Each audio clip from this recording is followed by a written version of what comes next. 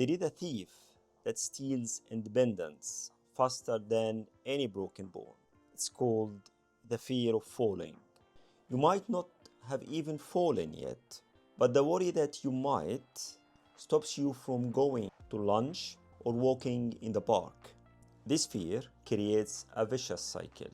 You do less, you get weaker, and you become more likely to fall.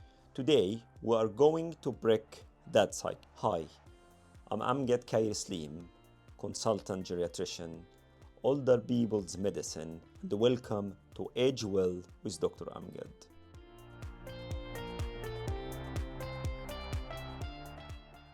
In medicine, we know that anxiety changes how you walk. You stiffen up, you look at your feet instead of looking ahead. This stiff walking actually makes you less stable. We use a technique called CBT, Cognitive Behavioural Therapy. It sounds complex, but it is simple. It's about challenging the what-ifs. Thought, if I go to the shops, I will fall. Challenge, I have my walking stick. I will take a taxi so I don't have to walk far. I can take my time. I have done this safely before. We replace catastrophic thinking with bland safety. Another tool is visualization. Athletes use it. Sit in your chair, close your eyes, and imagine walking to the post box. Imagine feeling steady. Imagine lifting your feet. It prepares your brain for the movement. Finally, set small goals. Don't aim for a mile. Aim for the front gate, then the corner. Confidence is built in inches, not miles. Never say, "Be careful."